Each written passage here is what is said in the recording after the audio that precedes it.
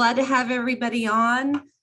We're excited to have Matt Harder, Cottey Athletic Director and Head Football Coach, joining us, along with Maddie Culbertson, Assistant Flag Football Coach, and some representatives from the team. So welcome again, everyone.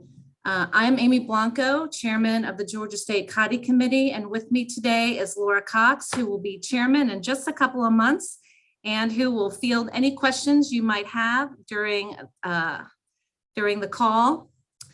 Also joining us on the call is Judy Hood, our first year Cottey Committee representative, and hopefully Kathleen Blake, our Georgia State Board representative, which we have appreciated this year so much.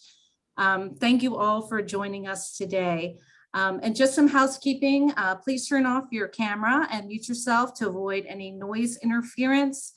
If you have a question at any time during the presentation, please add it to the chat box and we'll field it to the group during our Q&A period. Okay, let's hop right in. Matt, why don't you start us off with some quick introductions? Hi, thank you for having us. We're really excited to have this opportunity. My name is Matt Harder. I am here with Madeline Culbertson, who is our assistant coach. Hello. And then we have three players today: Angie Cruz, Mackenzie, we call her Kenzie Murdoch, and Emily Kane. And they are all first-year players in our program. Kenzie is our team captain, and probably three of the best girls that we could choose to represent us today. Terrific, terrific.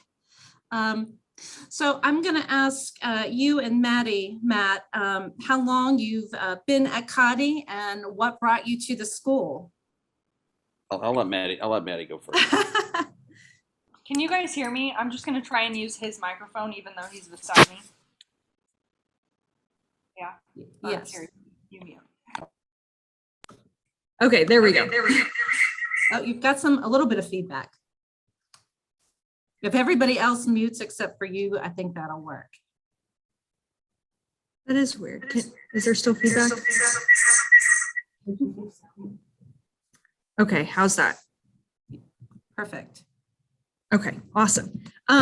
So do we have just questions or? No, just how you got to. Oh, okay. Yeah.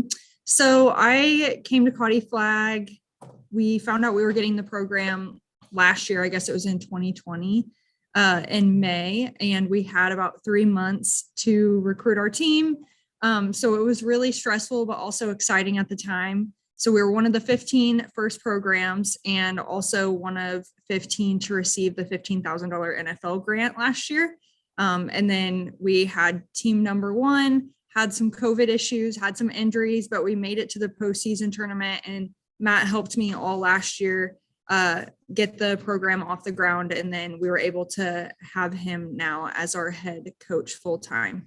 So it's really been an awesome experience, and all the ladies on this call, we can finally kind of say that we've got a team with experience this year, and just kind of like a little bit of history under their belt with the sport. And we're just so excited to keep growing it. And we'll be in Atlanta again this year for our postseason tournament. We heard about that. That's exciting. And, you know, you touched on history of the sport. Can you give us just a brief history of, it just seems like flag football just came on the scene, but it had to have been around for a while. Yeah. So Florida and Nevada were kind of the first states to have the sport. Florida had it since like the early 2000s as a high school sport, and Nevada also for a while. And then I know Hawaii and Alaska had the sport as well for a little bit of time before college even had the sport. And obviously you guys know a couple of the college coaches currently had played flag just competitively. And so it's been really awesome. It's been a long journey, I know, for a lot of the advocates of the sport to get to this point. But now we've got a junior national team, and it's just going to continue to grow. And who knows, maybe in a couple of years, it'll be at NCAA. Awesome. Awesome. Matt, you were telling us the other day about Nike and the grant that they're giving to flag football teams. Can you tell us more about that? Right. So I read another article today about it. So there is, well, I guess first of all, I can go through my journey to Cottey. I started at Cottey in August or late July and August of this year. I was at the University of Kansas for the previous 14 years before that. And like Maddie said, I helped her a little bit last year, being that when COVID was happening, we were not going into offices. We weren't going to work. And so I was at home. I've known Maddie for years and years and years, as we live in the same town. And she'd approached me to just help her out a little bit with the program and help it get going and help with some practices and help with some different things. And after spending, there's a saying in athletics sometimes that if you want to lose the romanticism of athletics, like spend some time working in it. And I had, after years of being at a large D1 program, I enjoyed myself more than what I ever thought I would, being around these young ladies and being around this program. And to me, it's the purest form of athleticism. It's the purest form of sport. They're not here to try to get on TV. They're not here to try to make money. They're not here to use the system or to use the institution for their gain. They're here because they're passionate about a sport and they have an opportunity to play it. They're passionate about being a good student. They're passionate about being good people. And all of that white noise that I talk about a lot that you get sometimes in larger programs isn't here. And I enjoyed myself, like I said, more than what I ever would. And honestly, at first, more than what I cared to admit. And there was an opportunity that popped up to come here and be the head coach of the program. And Cottey in general wants to start putting athletics as more of an emphasis and start growing the athletics program as a whole. And I was brought in to help do that. So I wake up every day feeling that I am extremely lucky to have this opportunity and get to work and see these young ladies every day who just, there's times that I get frustrated at them like everyone else does, but like they make my day more often than not. And I feel like I'm genuinely one of the luckiest people around because I get to help them along their journey, support them along their journey, and do what I can to make their whole experience as good as it can be. So it sounds like they're lucky too. Yeah, well, depends on what day you ask them. Yeah. So as far as the sport growing and with Nike, I think there's a large push with flag. I think you talk to other sports, they may say that it's different, but there's so much growth within the sport right now, and it's growing faster than probably people are able to catch up with. But the NFL helped fund these 15 first institutions in the NAIA with seed money, basically to start these programs. And in turn, you have to have players that are going to go to colleges and play. So Nike partnered to help promote, and it was a $100 million grant over 10 years to help high school and youth programs across the country. And so that money's going towards helping fund leagues, helping with coaches, helping start programs in areas that aren't well funded or have a lot of options, inner city type stuff, outer city stuff. It's really becoming everywhere. And now what we're seeing are NFL teams individually partnering with the cities that they're in to help grow the sport at a high school level. So Amy, I told you yesterday that the Philadelphia Eagles had committed $500,000 to high school programs within the state of Pennsylvania to help start a program. And they haven't said how many schools are going to be affected by it, how many are starting it, but it's a start. And so that combined with that Nike money is just going to help grow the sport exponentially. You're going to have high school programs popping up everywhere. I told Amy this yesterday, every week, I probably get 2 to 3 phone calls or emails from people from different schools, from different colleges, asking me for information, asking me, what are some of the roadblocks that we've encountered in growing this program? What are some of the things that if you could go back and do differently, you would do?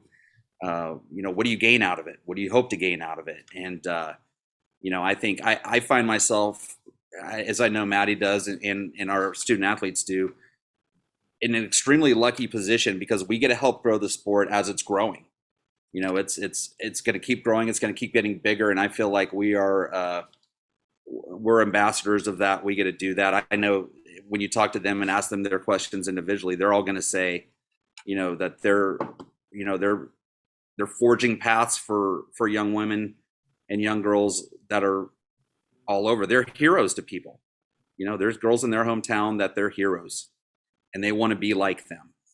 And I know that they take that seriously, as I know Maddie and I do in taking care of them and helping them along their collegiate journey.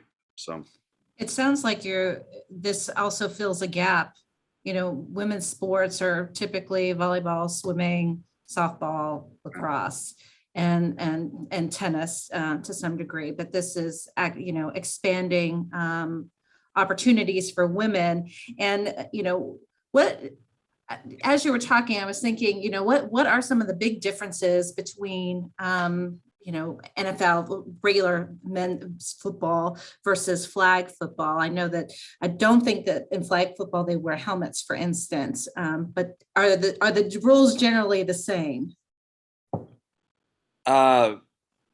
Yes, I will say this. It is at least at the collegiate level, it's a more physical game than what I intended it to be or what I thought it would be.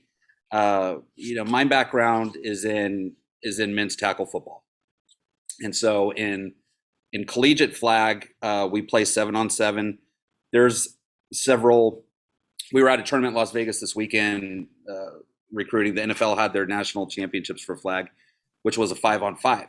So right now there's lots of different 5-on-5 leagues and areas and 7-on-7 leagues and areas. And the rules are similar. It's just really, this is where to me, in my opinion, this is where the sport needs to grow a little bit more is, down in Florida, they play under a different set of parameters than what they do in Vegas. And in New York, we've recruited some girls next year that are going to come from the Northeast. They play under a different set of rules than what they're starting to in Texas. And so you're getting a lot of girls from different areas that have grown up playing a sport that they're comfortable and understand, but then they come to college, it's a completely different deal.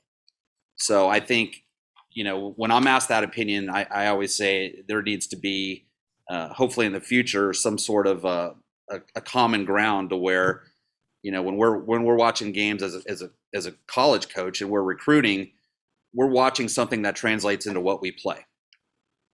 But yeah, we had a conference call last week about helmets, and they're not like the typical helmets like you would see in tackle football. They're almost like a what'd you call it, Kinsey? Like a hockey helmet. It's almost. I hate to say this, it almost looks like bubble wrap, like on your head. It's a form-fitting cover your ears. It's like a shell. Okay. And then I saw some this weekend that are really almost like headbands that are padded. So this top of your head's exposed, and you have a headband that would be padded. There are concussions. We've had several this year with some of our players. We saw several last season when we played.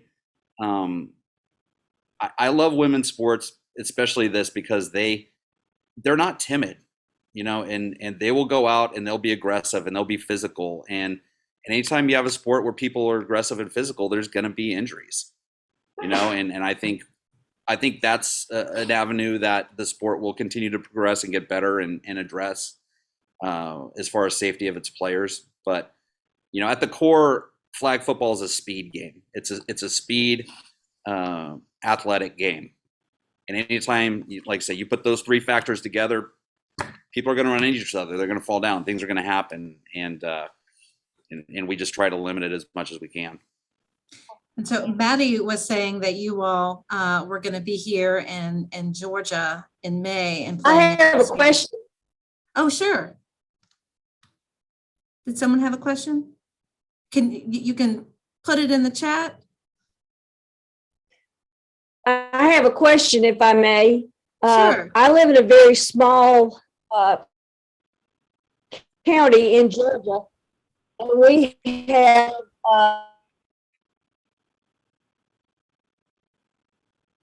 Uh-oh, I think we're losing you. Can you hear? Okay, well, maybe we'll try again.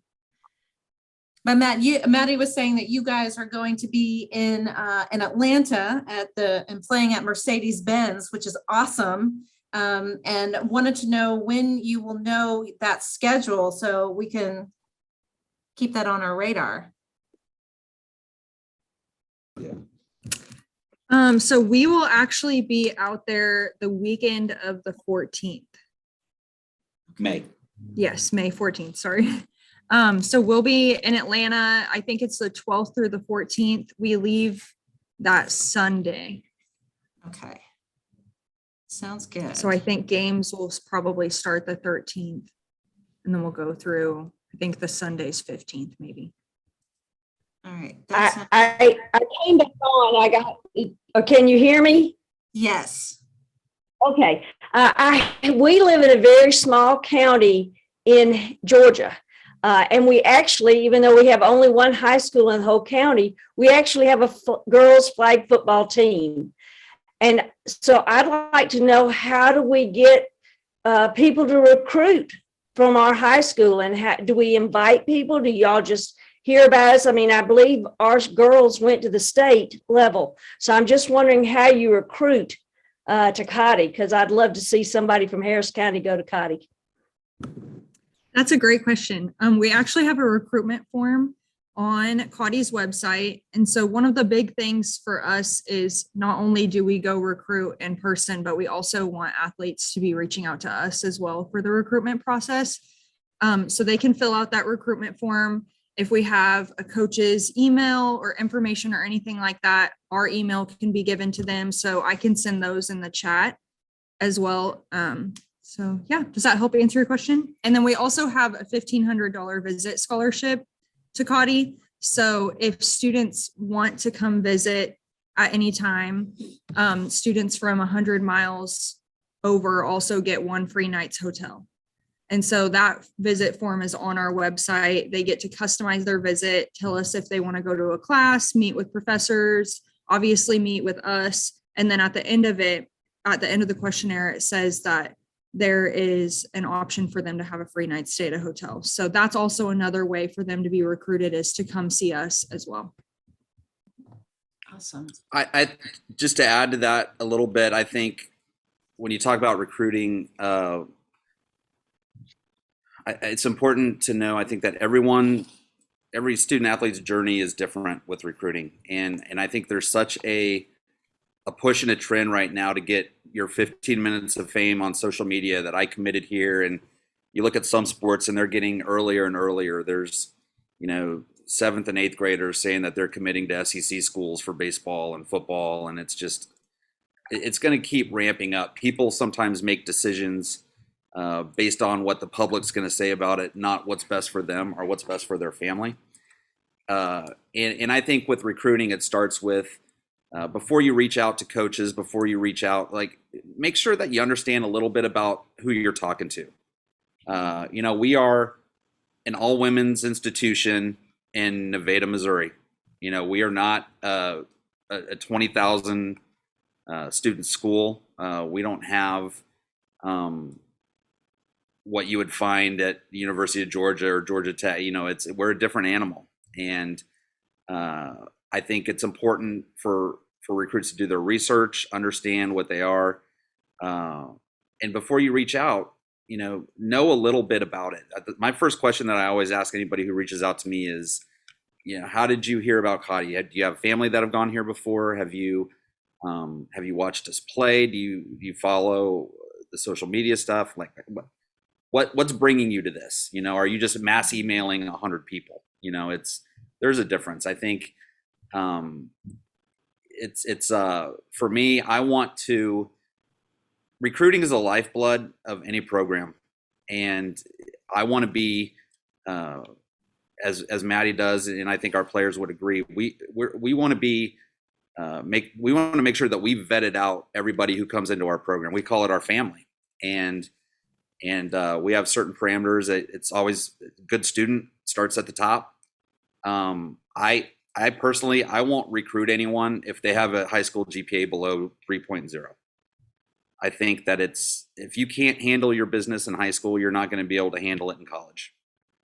And, it's when you're talking about a sport that you're traveling, that you're making a massive time commitment to, I think people need to realize that your education comes first. School always comes first. And, I don't have the time or energy to want to hold people's hand that have no interest in being successful academically, because in 10 years, this may change, but right now, girls who play flag football in college, it's a new thing. It's great, but you can't make a living playing flag football right now. And I really hope that there's a day that you can, but right now you can't. So, to me, what's important is that you're coming here, we're trying to teach you a little bit about football, but we're trying to teach you about how to be successful in life and making sure that they get their degree so they can go out and they can do what they want to do, and maybe in 10 years or 12 years, there's an avenue for it. Look at what women's soccer over the last 25 years has done a tremendous job of that. Now there's struggles with it always, but I would love to be able to see some sort of avenue to where there are professional options for women in the sport, because we have some of them here, but like watching other programs, watching other schools, there are some tremendous athletes in this sport. And I think it would be a shame and a disservice to not let them show what they can do past the age of 21. So that's my opinion on it. Well, I think that's a great segue to start talking to some of your great team members. Angie Cruz, I'm going to put the spotlight on you. Make sure you're unmuted. And Hello. hi. So tell us where you're from and what position you play and what that means for your team. So I'm from a town in Florida called Holly Hill. My position on the field is wide receiver. I also play corner and I am on punt return. I would say my role on the team is just to support my teammates and have a smile on the field, and also just tell them, we're all hardworking, and support them through that. How often do you have to practice a week? I can't hear. Can you hear me? Can you hear me okay? Yes, now I can. Okay. I was asking, how often do you have to practice each week? With practice, I would say every day, definitely. It's not just one time a day. It's more than, I would say, three times a day. It's with dedication too, So Yeah, that is dedication. And how long have you been playing? 5 years. Wow. I started in high school. Wow. And what do you love most about the sport? I would say I love having a family that's not like in a blood relation. They always have my back. I like the adrenaline rush I get from playing the sport and like being in a game, and like the few moments that you have all to yourself and you're just focused on like the one part of your life right now it's flag. So it's like a zoning out kind of form. So I really enjoy that. Awesome. And then what do you love most about Cottey? I like how small it is. I like how I have more interaction with my teachers and I can get the help I need. I'm not just a number in like a big university. They actually care about me here. So that's awesome. That's awesome. Thank you, Angie. Thank you so much, guys. I'm going to come next to Emily Kane. Emily, how are you? I think you're muted.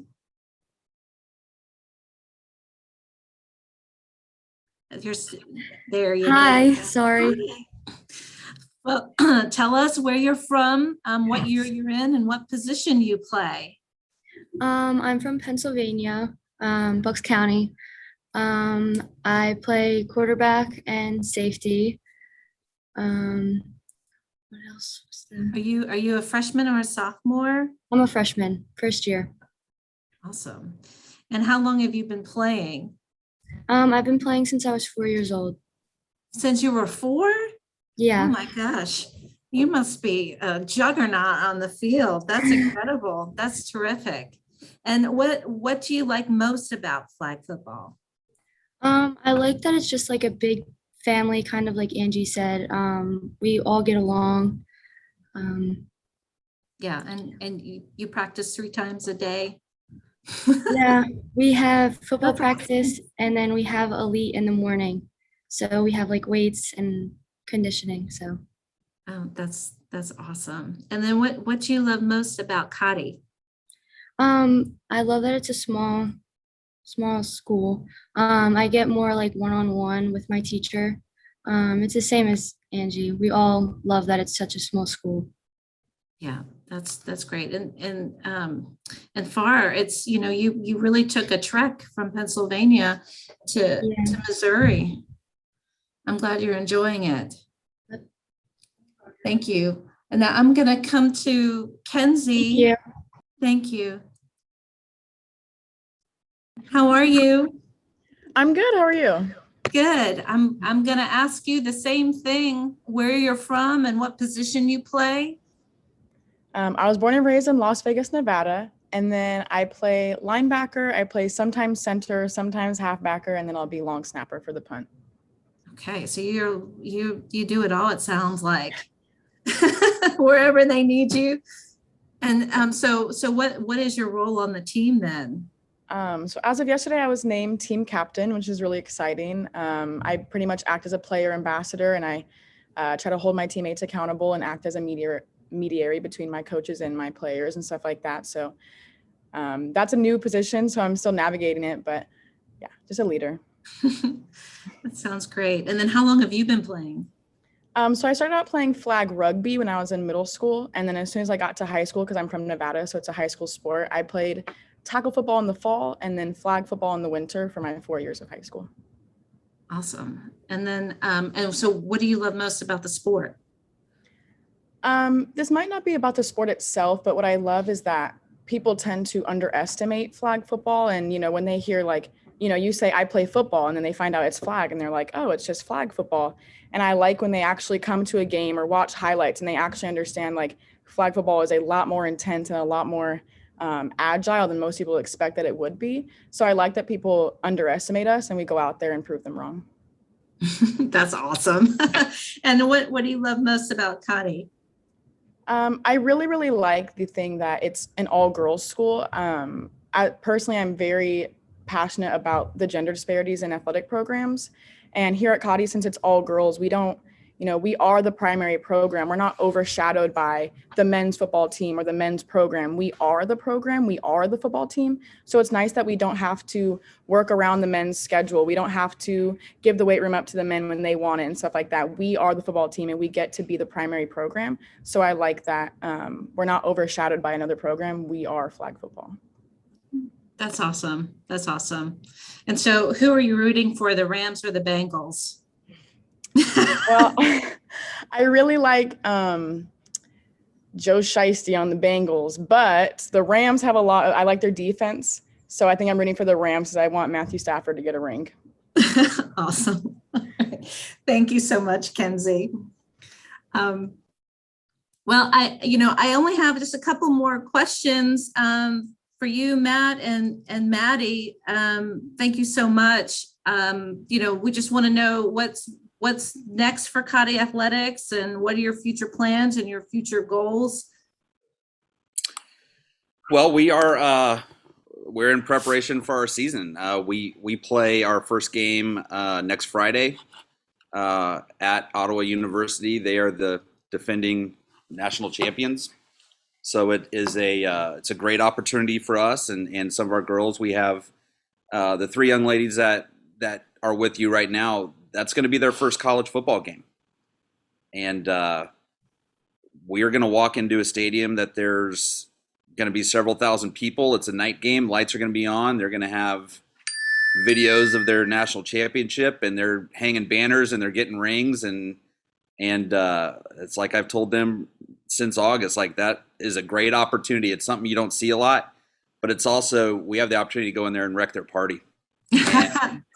And so that is what that's what we're going in to do. And it's we have a job to do, and we're going to do it to the best of our ability. But I don't want it to be lost on them. Some of these moments that you get in sports, and that's going to be one of them. It's I want them to see what winning is and what you get from it, and that we're going to have a front row seat for it.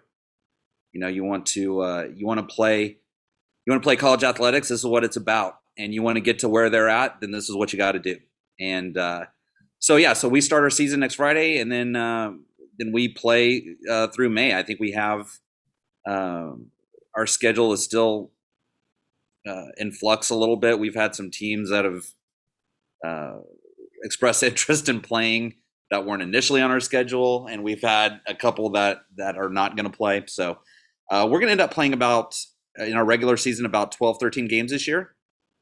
We're limited in the NAIA by 16 regular season games. And so the issue that we have with scheduling a little bit is that our conference includes us, Ottawa, Kansas Wesleyan, St. Mary's, and Midland University. Right now, the other schools are all in Florida, and then there's one in Tennessee. So the Florida schools have a little bit of this coalition that and Louisiana, Xavier, they don't want to leave the Southwest to come to the Midwest to play. So these are these things in sports that have to get worked out sometimes and get figured out. But I know a lot of the teams in our conference are going to go down to Florida to play those schools this year. We're going to go. We play Xavier this year, but not in New Orleans. We're playing them here. We'll have a return trip to New Orleans next year, and then we're going to go out to Milligan, which is in Tennessee, and play them this year. So, and then of course we have our conference tournament, which will be in Kansas City, and then we're excited to go back to Atlanta and go play for a national championship in May. So it goes really, really fast, and I think they all said this a little bit, that they worked hard for this moment. And we want to make sure that we're giving them opportunities to enjoy it, but also be prepared. Flag football, some people may want to smirk at it, but listen, they're getting up at 5:30 a.m. every morning to go work out and do their strength and conditioning. They come back at 7 o'clock. They got to eat breakfast real quick and go to class. We ensure they're not missing class. They're going to class. They're on time. They go to class in the morning. You got 30 minutes, an hour for lunch. We either have meetings or practice. Then we have study hours. They have their own stuff that they need to do. So their day is packed, and it's not, you run around and laugh and giggle and take pictures, and that's what you call your day.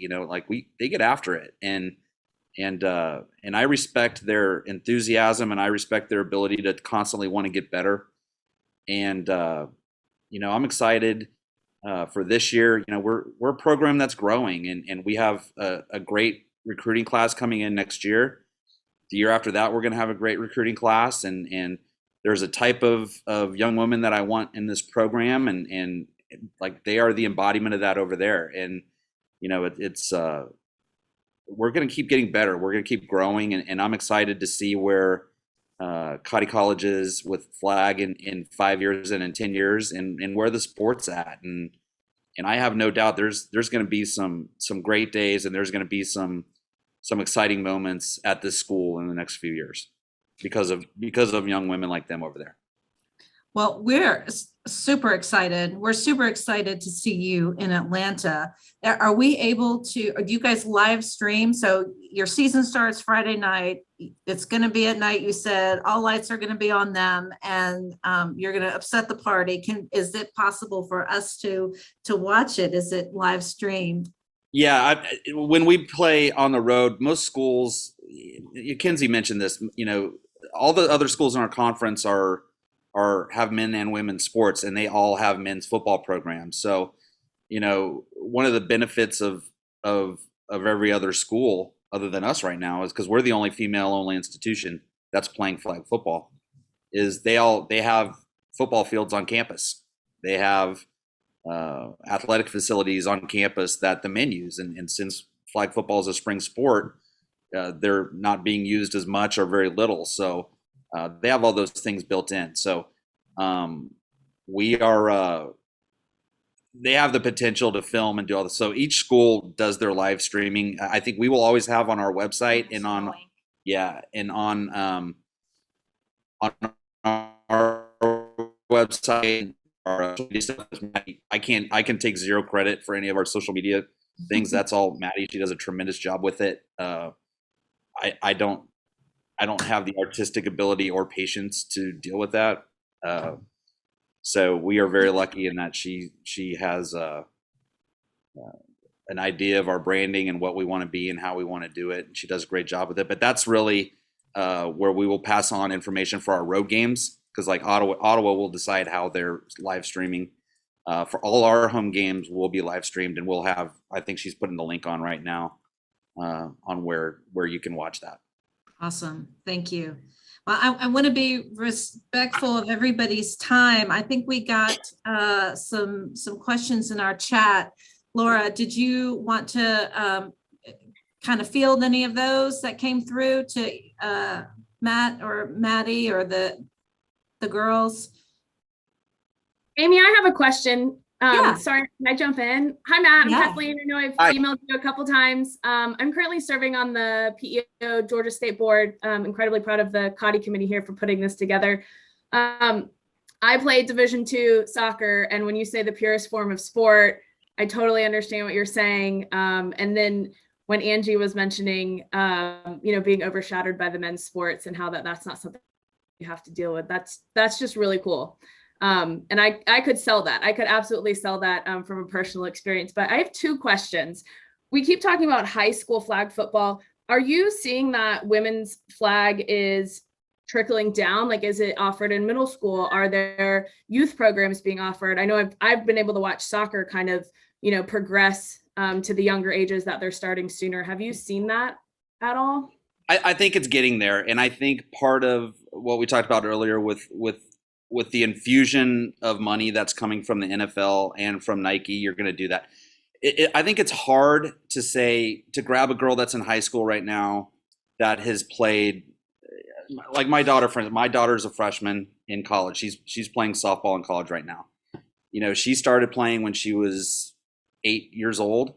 It's a difficult sell to come to her at 12, 15 years old and say, hey, there's a new sport. Do you want to play it? It's going to interfere with the sport that you've grown in and sacrificed and done all this forever. That's a hard sell. I think where you start getting it is starting them young and starting them at younger ages. If it's 5-on-5, probably, and just introducing them to the fun of the sport. It's soccer, to me, in the last 15 years has done such a good job of that.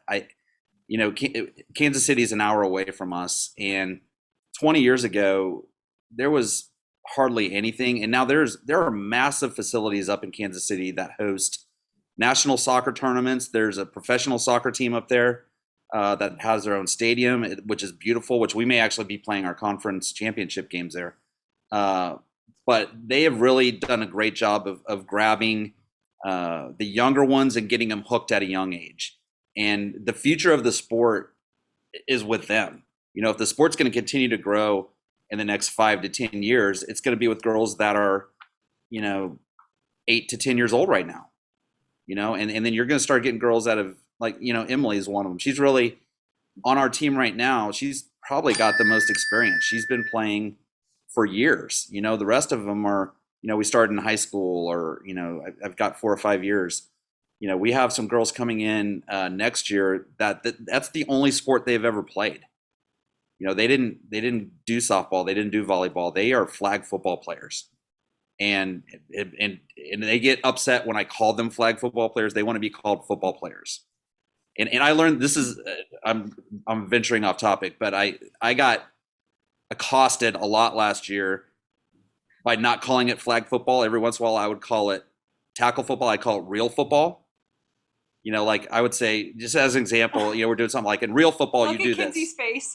In real football, you do this. And I was put in my place more than once with that coming out of my mouth. So I am very cautious of how I say differences between men's football and women's football.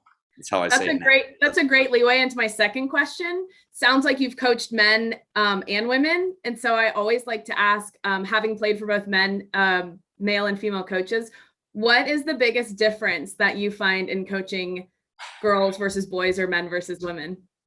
This is my really first experience coaching women. My daughter, who played softball on national teams and highly competitive teams, I never coached her. I watched her. And so this is really my first experience with it. And I think when I've been around predominantly Division I male and female athletes, but now we're at a lower level. I don't want to call that a lower level, at the NAI level with an emerging sport. I think that there's a ton of similarities, but I think the difference is they have more of a connection, I think, to the school. They have more of a connection to each other. I think they're tighter knit. They're more willing to talk about their feelings, what's going on with them, and how you fit into their life. It's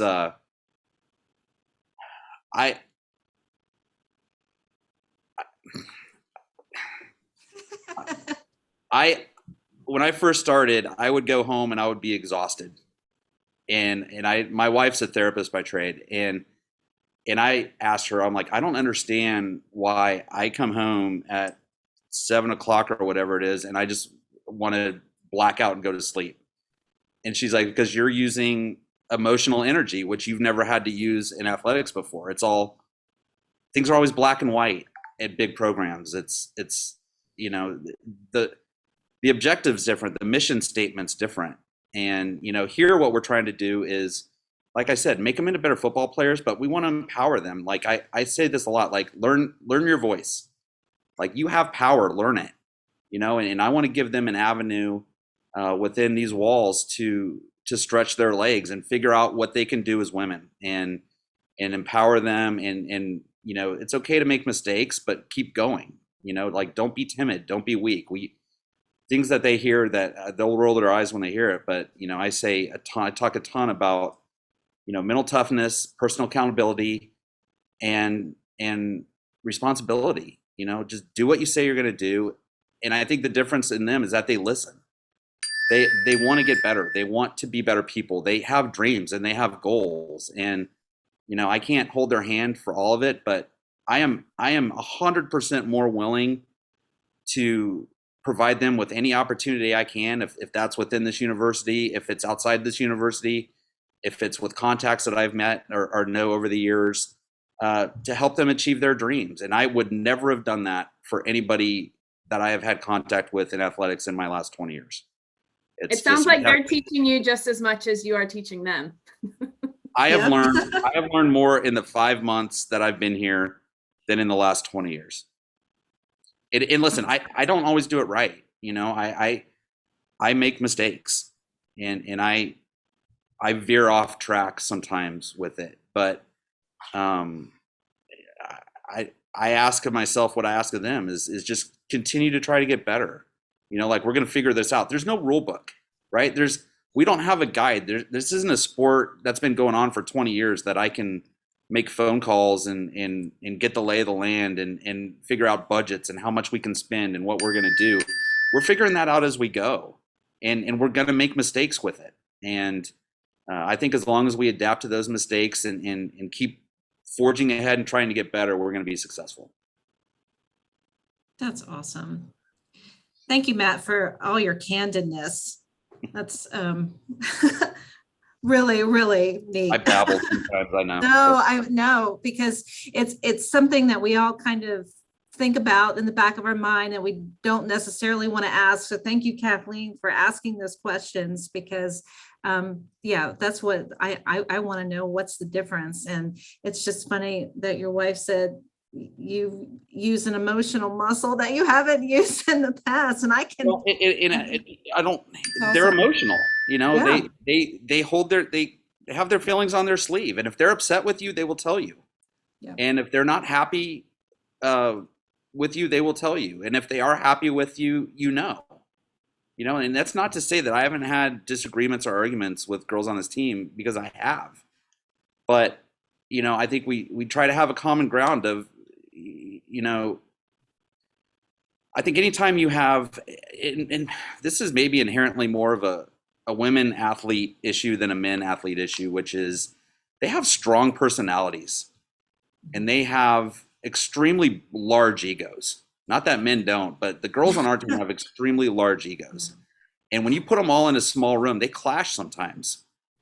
And I find myself a lot of times navigating that path more than anything, which is, look, you may not like everyone, but you're going to respect each other, and we're going to respect you, and you're going to respect us, because it's, we want a clean house.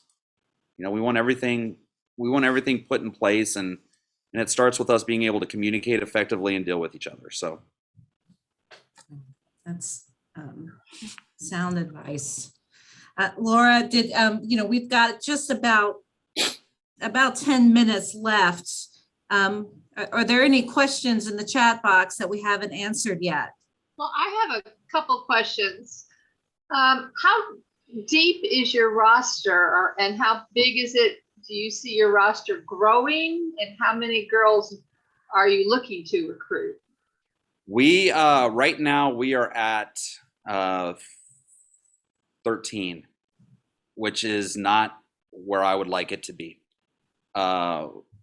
We are in the process of building our roster for the future, and we have a class coming in next year that is exceptionally large. It's going to end up being probably around that 12 to 13 number next year. We need to be, to me, a perfect roster size for us is around probably no more than 20.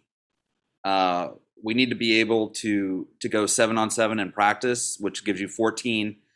And from what I've seen in the last year, I think you always have to compensate. There's always going to be one or two people out with injuries. We had two girls run into each other in practice 2 weeks ago and literally knocked each other out. So they both had concussions and are out for 2 weeks or whatever. Everyone's still dealing with some COVID issues here and there. And then when you start playing, when you go as much as we do and as hard as we do, there's twisted ankles, there's bangs and there's bruises, and sometimes they need a day off. So I think 20 is the great number to answer your question. And it's enough to where, the thing that I want to instill, the culture I want in this program is for us to be competitive with each other first. And, I'm never going to stop recruiting a position because we may have two there. I want the best people, the best athletes, and the best players that I can get here. And, that's going to make them better, is going against people that are equal or better in practice, and, when you have a team that your best players here, I say this all the time, your best players here and your bottom players here, you don't want that gap to be huge. You want that gap to be really small. And, I've got to do, our best player service. I have to challenge her and make her interested and keep giving her things to achieve, while, the bottom player on our roster, I got to make sure she's up to speed, that she understands the game, that she understands the rules. It's serving kind of two different masters. And as we get more of these classes in, that gap's gonna shortened to where, there's none. I mean, in a perfect world, any coach in any sport will tell you, you want that gap to be minimal. And we're getting there. We're getting there. So to answer your number 20. Okay. My number.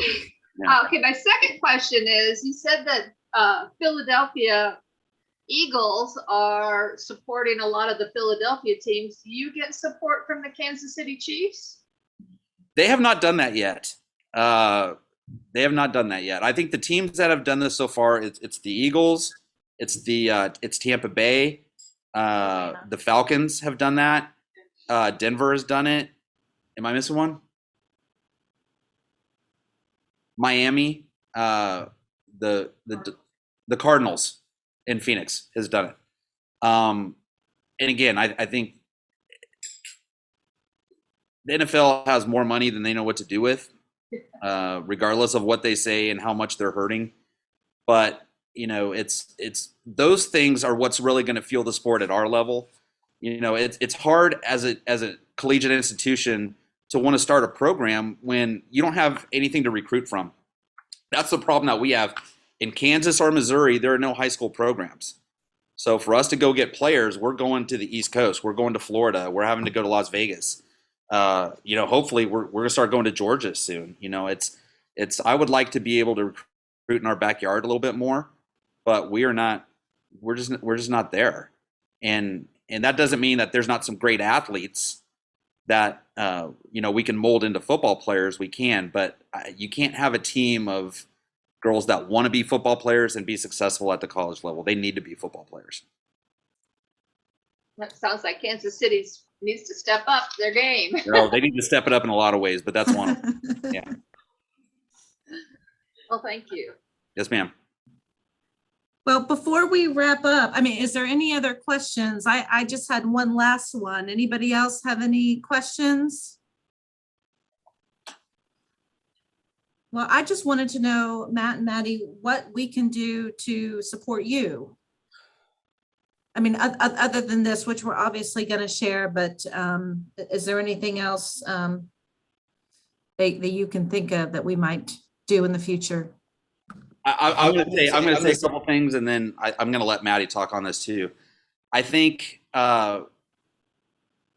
first and foremost, it's getting the word out about what's going on in this sport. You guys, it's that 8 degrees of whatever. If someone, they know 8 people. It's informing people and getting them excited about the sport.